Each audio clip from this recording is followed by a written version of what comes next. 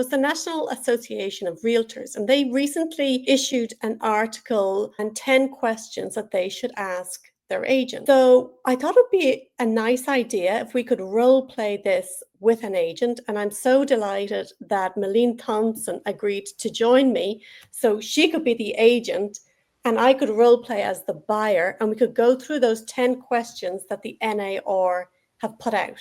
What do you think, Malene? I love that. Oh, what you got for me? That sounds good. Yeah. Okay. First question that the NAR recommends a buyer ask their agent is, are you a realtor? I am. And that's a really important and notable credential, for lack of a better term. We go through an additional set of tests every year. And one of the areas that we excel in is our code of ethics, which so we pledge to protect and promote their interests over our own. That's just one of the differentiators. So the second question the NAR have come up with is, what services do you provide to a buyer? It depends on what kind of buyer you are. So if you're a first-time home buyer, we're going to go through a lot different steps than if you're an experienced investor client. I work with everyone from a first-time home buyer to investors. I oftentimes work with folks more than one time, so they could start off as a first-time home buyer, and then I work into selling their home and helping them buy their second, third, or fourth home. I also help buyers purchase land and do the planning and so on, help them get introduced to the appropriate professionals to help them plan that out. You provide a lot. You do a lot for your buyers. You connect them to the right people. Well, you know what? That's a really good point. I think especially first-time home buyers, if they have not figured out what their budget is or how much they can afford comfortably, I like to get them introduced to a lender, and I have several lenders I work with, but if I get them introduced to a lender and get them pre-approved, it feels way more comfortable to know what we need to stay under than to try to go out and buy something that's over their means. Yeah, that avoids a lot of problems, with appraisals and everything else. Yeah. The question they have on their list is, how well do you know your markets? I love that question because my market continues to expand. I work primarily on Whidbey Island, and it's an area I've lived. We raised our family there, so 23 plus years. I feel really confident that pretty much every nook and cranny I know on Whidbey Island, from folks coming in that serve our country and the Navy to somebody who's moving to Whidbey for the very first time. But I grew up in the Pacific Northwest, so I know a lot of areas outside of Whidbey Island as well, and I've sold and listed homes in those areas. My expertise is on Whidbey. The next question that the NAR have listed, you actually already answered. You already talked about your different type of buyers. You talked about new buyers, and you talked about investors. What other types of buyers will there be? Oh, that's, you think about it, especially on Whidbey or areas where there's a base, military base, we've got veterans. So VA loan is a very specific and wonderful loan product. People that are retired from the military, folks that are older. So there's a whole nother world out there when you're a senior citizen of things that people might not know about. My goal is to serve, number one. And if I don't meet their needs, I'll find them somebody that will. The next question, what is your approach to scouting properties? So by scouting properties, if I'm going to interpret it this way, that someone says to me, can you help me find a home?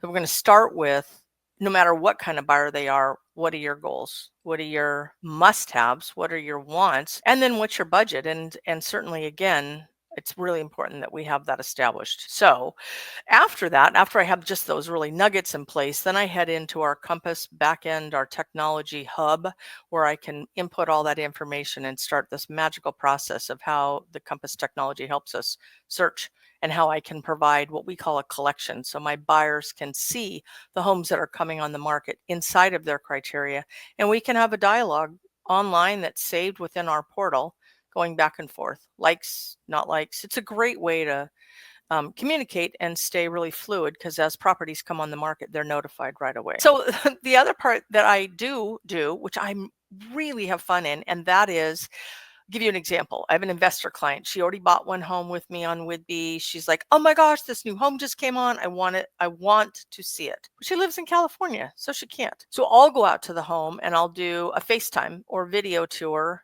If I don't have a good signal, I'll just record the video and send it to her. If we can do FaceTime, that's even better, because then I can get everybody on board and then I show them the nooks and crannies of the whole home. So it's like we're walking and touring it together. So Beautiful. I love that part.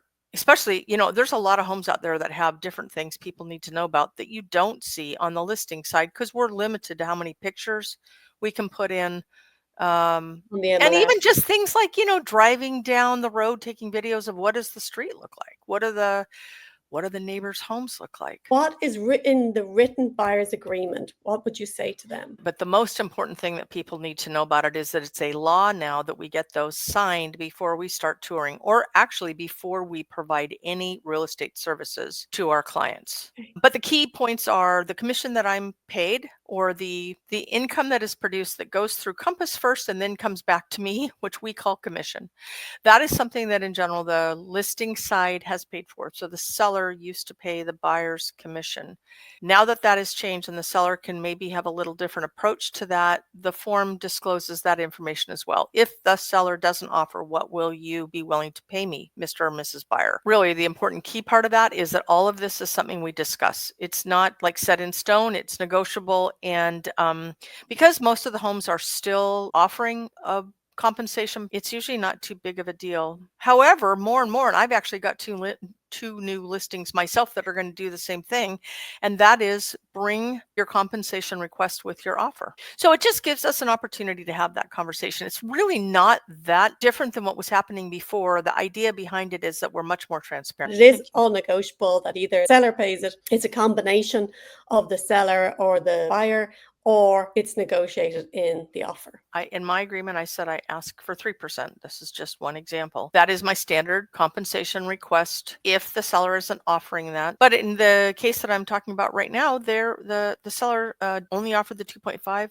My position was 3%. My buyers are kicking in the extra 0.5, and they didn't even think twice about it. And the reason is because of the services I provided. I think you hit on a really good point, is that if you are providing exceptional service to your buyers, adding an extra 0.5% to your agent isn't a big deal, because they see the value of everything they're getting from you and from working with you. How long you work with a buyer? I've had some buyers that I've been in touch with over 2 or 3 years, but generally speaking, I try to help buyers isolate their window of time that they're looking. Things change so much, and if I have buyers, for example, they're spending a year in advance of their decision, and there's not going to be anything the same when they get ready to write their final offer. But I understand them wanting to fly into town, get to know the market, look at the homes, what can they get for a certain budget.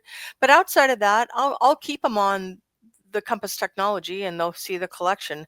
So I try to manage expectations on both sides for that. I have a great example of young buyers, first time home buyers. I encourage them to go back into a rental for another year. We went out and toured, we looked at their budget. I got them they got pre-approved, but then when it was all said and done, they decided they weren't quite ready. So I will be back in touch with them again 6 months out from when they're going to be ready. Can you recommend service providers? Yes, yes, and yes. Just depends on what you need. And that includes everything from county, window washers, septic, property boundaries, bluff stabilization, anything and everything that you can think of. House cleaners is a big one. Property managers, people to fix their home. Yeah. So I love it. I love being a resource. That's my second favorite part of it. So the last question the NAR said I need to ask you is, do you provide references? Absolutely. Bring it on. Ask me. I think it's really fun to talk about different things, different experiences that I've had, but I could yammer on for a while because I've now sold over 100 homes. So I've got quite a bit of I've got quite a few people that have given me wonderful reviews. So if somebody really wanted to find out what I was like, they could go on my YouTube channel, go to my Facebook site, and look at my what we call endorsements or testimonials. I've got both a video of my client speaking on that and or written. And of course, if somebody wants to call one of them, I'm happy to oblige with that as well. I think that went swimmingly well. And if I was a buyer, I'd be your client now, Yay. signing on the dotted line. Good. Thank you.